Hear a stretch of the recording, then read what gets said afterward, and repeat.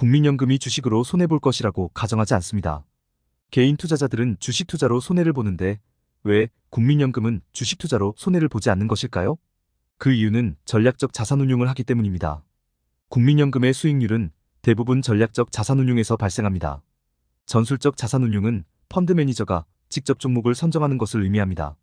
수익률을 보면 전술적 자산운용이 전략적 자산운용에 비해서 현격하게 떨어지는 것을 알 수 있습니다. 전략적 자산운용은 지수 ETF에 투자를 하는 것입니다. 국내뿐만 아니라 전 세계 지수를 매입합니다. 전략적 자산운용을 하면 투자로 돈을 버는 것은 어렵지 않습니다. 다만 수익률이 높지 않다는 것입니다. 연평균 10% 수익률을 꾸준히 달성하는 것도 쉽지 않습니다. 미국에서는 401K로 백만장자가 된 경우가 많습니다.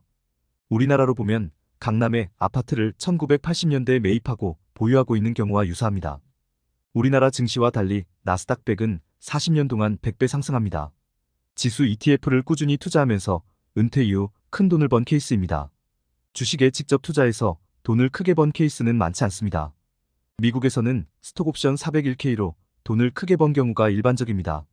물론 엔비디아, 애플 주식 등에 투자를 해서 큰 돈을 번 케이스도 존재합니다. 전략적 자산운용의 장점은 복리에 있습니다. 연평균 10% 수익을 낸다면 10년 후 원금의 2배가 되는 것이 아니라 72법칙에 따라서 7.2년 후에 원금이 2배 됩니다. 14.4년 후면 원금의 4배가 됩니다. 연평균 수익률을 20%로 잡으면 원금 2배는 3.6년, 원금 4배는 7.2년입니다. 대략적으로 4년마다 원금이 2배로 늘어납니다. 20년 후면 원금의 32배입니다. 연평균 20% 수익을 꾸준히 내는 것은 사실 쉽지 않습니다. 왜냐하면 2022년처럼 주가가 급락하면 손실을 보기 때문입니다. 우리나라에서 미국 주식을 매입하는 것을 보면 이런 부분을 반영합니다. QQQ나 SPY를 적립식으로 매입하는 형태가 바로 전략적 자산운용입니다. QQQ는 2009년 이후 15배 이상 상승합니다. QQQ는 나스닥 100에 투자하는 것과 같습니다. SPY 역시 2009년 이후 8배 상승합니다. SPY는 S&P 500에 투자하는 것과 같습니다. QQQ와 SPY의 경우 배당금도 존재합니다. QQQ의 배당 수익률은 0.6%이고 SPY의 배당 수익률은 1.5% 수준입니다. 배당 가능 이익으로 자사주를 매입하기 때문에 배당 수익률은 낮습니다. ETF 분배금을 재투자하는 펀드도 있습니다. TR로 끝나는 ETF가 분배금을 재투자하는 경우입니다. 주식이나 코인 투자의 경우 이 분배금으로 투자를 하는 것이 합리적입니다. 투자 초기에는 노동소득이 아주 중요합니다. 돈은 노동으로 번다는 생각을 해야 합니다. 주식이나 코인으로 일확천금을 노리려고 하다가 개인회생을 하는 경우는 많습니다. 우리나라에서 월급으로만 살아가는 것은 희망이 없기 때문이죠. 신생아 특례대출로도 서울의 아파트를 살 수 없습니다.